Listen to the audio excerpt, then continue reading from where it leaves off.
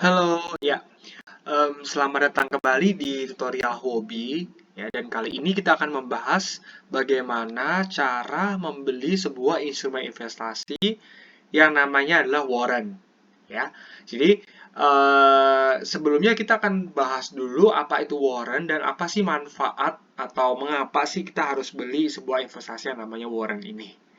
Oke, nah sekarang sebelum itu sedikit teori dulu ya sebelum kita masuk ke praktek. Kita akan demonstrasikan bagaimana cara membeli warrant ini di aplikasi hobi kita. Oke, nah jadi warrant itu menurut website yang namanya investopedia.com ya. Jadi warrants adalah derivative that give the right but not the obligation to buy or sell a security at a certain price before expiration ya. Nah, jadi adalah kalau dalam bahasa Indonesianya warrant itu adalah sebuah instrumen derivatif ya atau instrumen turunan yang memberikan kita right atau sebuah hak ya, but not the obligation. Tapi bukan kewajiban to buy or sell a security ya untuk membeli atau menjual sebuah sekuritas atau dalam hal ini kita lagi ngomongin cryptocurrency ya at a certain price before expiration di harga tertentu sebelum masa berlakunya berakhir kayak gitu kurang lebih ya. Jadi kita kata kunci di sini adalah kita mendapatkan hak untuk membeli atau menjual sesuatu, tapi kita nggak wajib untuk membeli atau menjual sesuatu. Ya bisa dipahami sendiri ya. Jadi kita tuh beli sebuah kayak apa ya eh, sebuah hak khusus lah gitu ya. Jadi kita bisa memutuskan apakah kita mau pakai hak khusus kita ini atau enggak kayak gitu ya. Jadi kalau misalnya orang bingung ya kenapa sih kita harus beli warrant ini ya, tentu saja kita membeli sebuah hak khusus dan hak khusus ini nggak wajib kita pakai kalau kita ngerasa itu nggak menguntungkan kita kayak gitu ya. Jelas ya. Nah sekarang kita langsung demonstrasikan saja bagaimana cara membeli warrant ini di Hobi Global ya. Jadi ini aplikasi kesayangan kita ya, namanya adalah Hobi. Nah, pertama-tama kita mesti login dulu dan anggap aja ini udah login ya, ini udah login. Lalu kita bisa lihat di website hobi kita ini, kita bisa cari yang namanya derivatif. Ya, derivatif, lalu kita pilih yang keempat, namanya adalah di warrant ya. Oke, kita tunggu sebentar, ini lagi loading, oke. Nah, ada dua option ya di sini yaitu European option sama American option. Oke, nah kita coba dulu yang American Option di sini. Oke, di aplikasi atau di apps ya di HP kita juga bisa beli ya untuk yang American Option ini.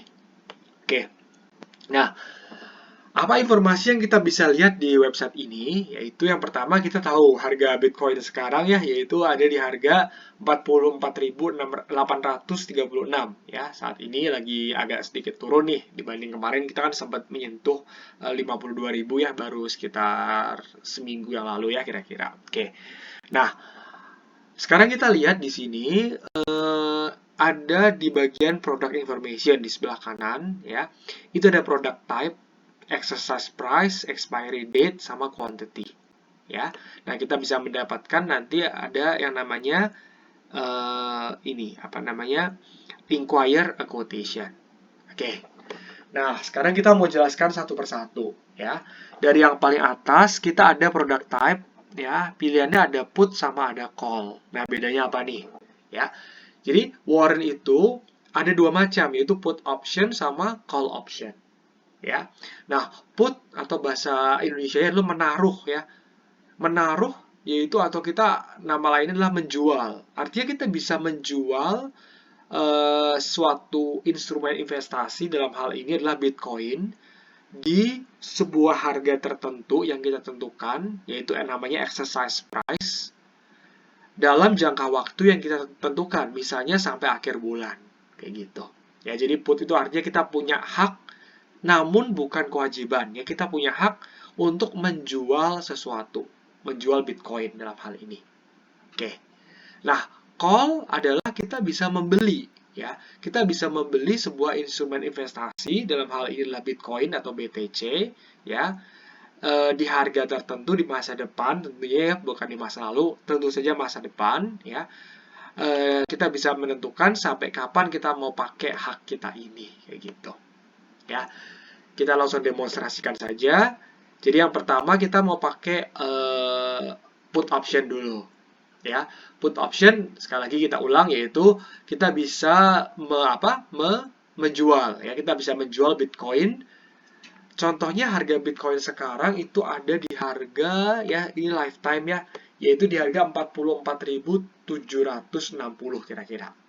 Oke.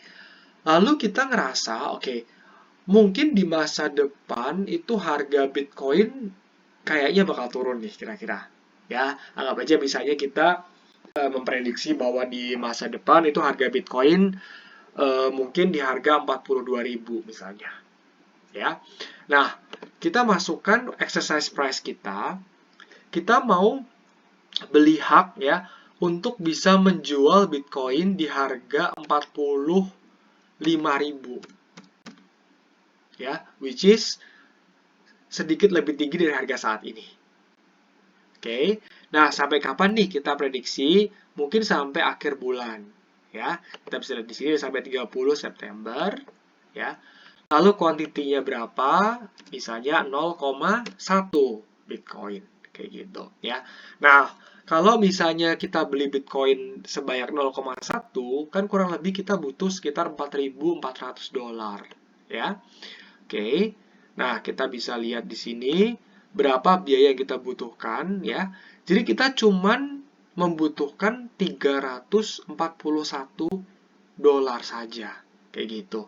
Artinya kita membeli hak untuk membeli 0,1 Bitcoin, ya, dengan harga, kita membeli hak untuk menjual, bukan membeli ya, untuk menjual 0,1 Bitcoin, ya, dengan harga 45.000 di masa depan,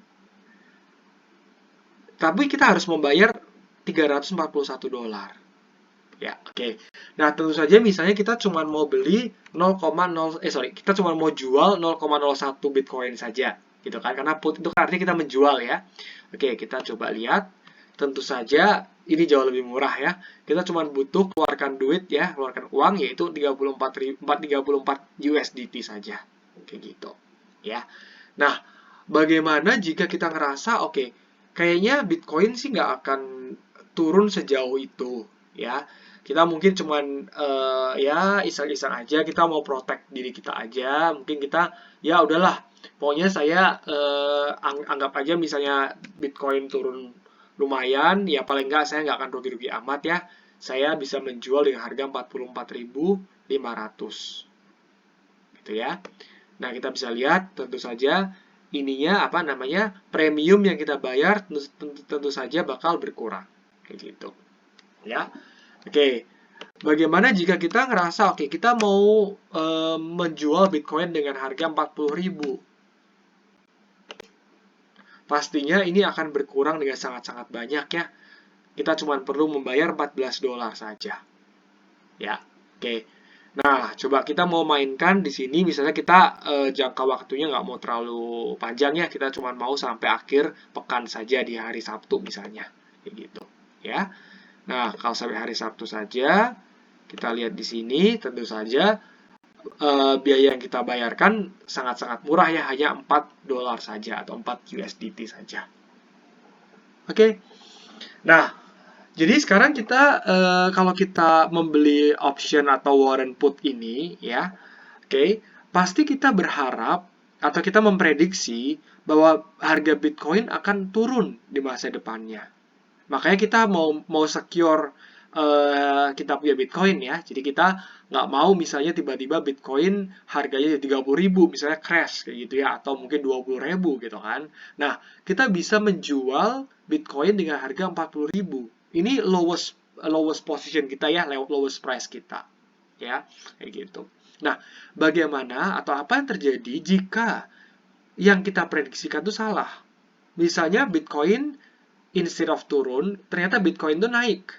Jadi menjadi harga misalnya 50.000 misalnya, kayak gitu.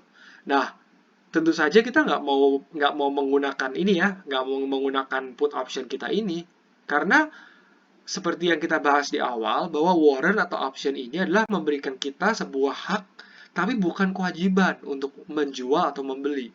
Jadi misalnya, tiba-tiba harga Bitcoin naik jadi 50.000, tentu saja kita nggak usah pakai ini, kita punya hak ya, kayak gitu. Ya, jadi yang kita rugi ya, itu hanya $4 ini aja. Jadi 4 USDT ini adalah maksimum yang kita rugi. Kayak gitu. Oke. Nah, itu adalah put option. Nah, yang kedua adalah call option. Kenapa kita membeli call option atau warrant yang call ini ya? Itu karena kita ngerasa bahwa Bitcoin itu mungkin harganya kita prediksi akan naik di masa depan. Kayak gitu. Jadi misalnya kita prediksi Bitcoin sampai akhir bulan ya, misalnya kita balik lagi ke akhir bulan 30 September ya, itu kayaknya Bitcoin bakal sampai ke harga 60.000 misalnya. Kayak gitu. Ya. Nah, kita mungkin pasang di sini exercise price-nya misalnya harganya harga sekarang ya, atau mungkin sedikit lebih tinggi dari harga sekarang, misalnya 45.000 misalnya, kayak gitu. Ya, kita mau beli misalnya 0,1 Bitcoin.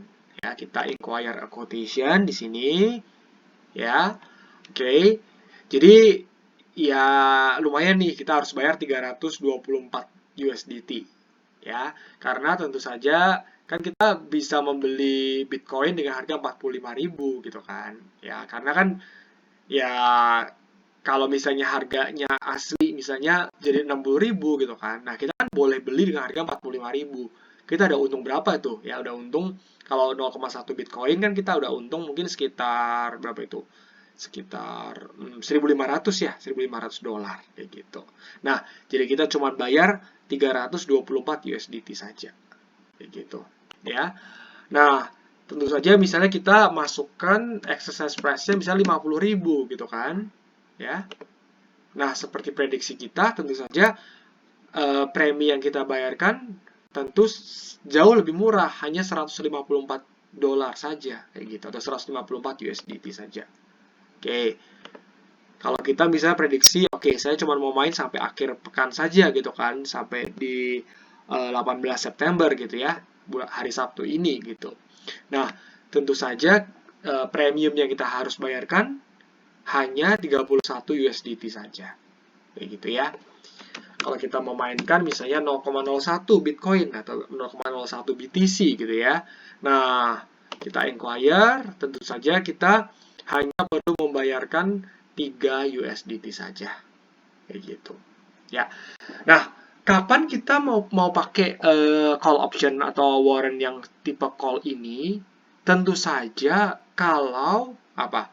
Kalau kita ngerasa bahwa harga Bitcoin nanti ke depannya itu kayaknya bakal naik nih dengan tajam kayak gitu. Ya, jadi kita membeli sebuah hak untuk membeli Bitcoin atau BTC ini dengan harga yang lebih masuk akal dibanding harga aslinya.